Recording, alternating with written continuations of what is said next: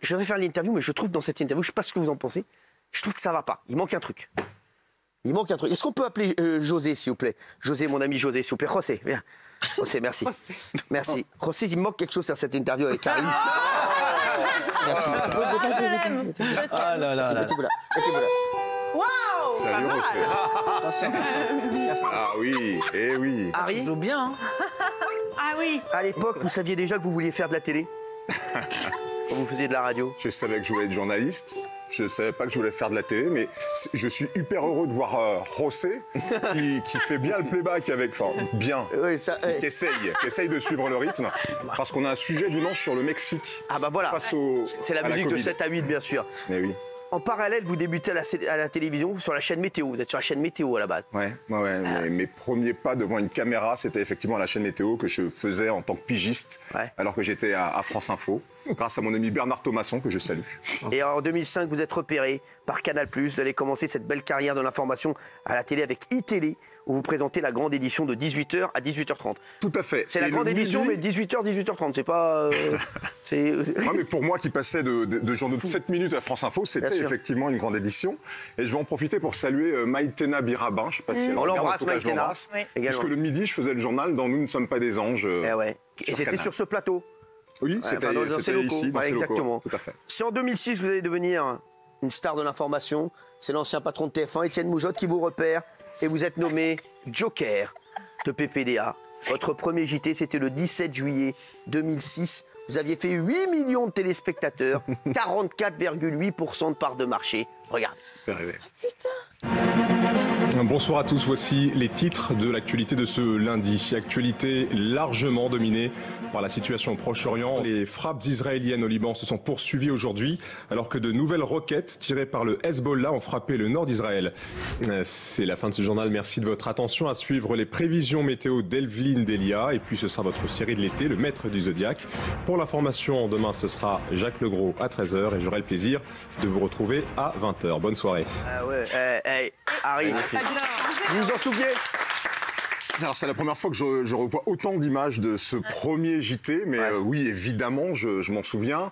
Et je me souviens d'une journée très tranquille et du pic de stress au moment où Evelyne Delia termine sa météo à 19h55 et qu'elle dit... Le journal, dans un instant, le journal par Harry Roselmack. Je me rends compte que c'est bien de C'est moi vous. Ouais. qu'il est question et que je vais devoir prendre l'antenne dans Ça, c'est dans une petite montée c'est de énorme, stress. ça. Et puis- Et TF1 le voulait pour la météo au départ. Ah ouais, c'est fou, quoi. Ouais. Le mec, Alors, il est venu pour la quelques météo et années- ça va faire le journal. Quelques années auparavant, et c'est vrai que c'est une histoire que je raconte parfois voilà, aux gens qui m'interrogent, et je leur dis, restez vraiment focus sur ce que vous voulez faire et ne soyez pas détournés par d'autres propositions, parce que c'est vrai que plusieurs années avant le JT, Je crois qu'il dit ça pour vous. Je crois, ouais. plusieurs années avant le JT, j'avais été approché de façon très, très sympathique par la direction d'antenne de TF1 pour effectivement présenter la météo, ce que j'avais refusé de faire parce que je voulais faire du journalisme. Et avez bien 5-6 ans après, je suis revenu. Bien. Bon, alors, c'est bien, parce que c'est vous qui avez arrêté après le...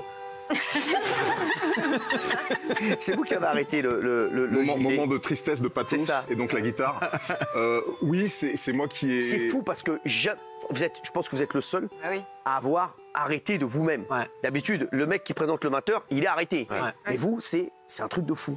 Alors, Mélissa Torio a refusé, ce qui Ouais, est c'est aussi vrai. extrêmement rare. Bien sûr, et moi, mais- c'est vrai que j'ai décidé d'arrêter le JT parce que je faisais beaucoup de choses par ailleurs et que je considérais que c'était pas très équilibré de faire trop de choses, de travailler pendant la saison, de travailler pendant les vacances, pendant les congés des titulaires, parce que j'étais joker. Et donc, je suis allé voir Catherine Nel, qui était ma directrice de l'info à l'époque. Formation, oui. Et on avait une très belle relation puisque c'était elle, ma rédactrice en chef dans le journal, qu'on a l'extrait du journal. Elle a qu'on a senti que vous montré. vouliez partir ou pas avant? Et elle a compris en tout cas. Elle a compris mon raisonnement qui était très mûri. Et j'ai jamais regretté d'avoir arrêté de faire le journal. D'abord parce qu'il est très bien incarné par Gilles Boulot et, Bien sûr, et ouais. toutes les équipes. Et parce que moi je suis sur d'autres aventures qui me... On vous a proposé de remplacer Jean-Pierre Pernaut ou pas un instant? Non. Jamais. Non. Ça vous aurait intéressé ou pas du tout le midi? Non. Et Thierry Tuilier, Le patron de l'info de savait, TF1, oui. le patron de l'info de TF1, dans des discussions un peu informelles, on avait parlé de ce que j'avais envie de faire dans l'absolu et il savait que c'était pas quelque chose qui me tentait aujourd'hui. Ça reste une fierté pour vous d'avoir fait le JT de Bien 20h sûr. de TF1? Bien sûr, et je croise allez, toutes les semaines et quasiment tous les jours, des gens qui me disent bravo et qui me disent ce que ça leur a apporté. Ce midi encore, je suis allé chercher un plat emporté dans un restaurant dont le... Mexicain? Non, mais Pas mexicain, thaï, à la caisse, il y avait un noir et c'était un beurre qui a lancé ce restaurant thaï. Donc, comme quoi, il y a plein de belles choses dans la diversité de ce pays. Et la personne qui était à la caisse me disait que voilà, il était très fier de ce que j'avais fait et ça. Mais moi, en tout cas, Harry peut être fier de vous. Moi, je le trouve excellent à l'antenne. Je lui ai toujours dit, Harry, c'est pas, il le sait. Depuis des années que je le suis. Et j'adore cet A8. C'est vraiment, tout à fait réciproque. C'est très bien produit. En plus, j'embrasse les producteurs d'ailleurs. Voilà, j'embrasse parce que Emmanuel Chin, qui est un super mec, et Thierry Bizot, qui m'a fait rentrer en boîte pendant des années, donc jamais je l'oublierai.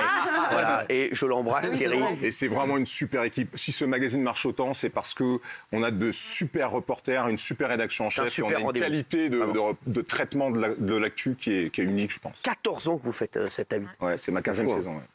C'est fou. Et est-ce que TF1 vous a proposé d'autres choses? Parce que, franchement,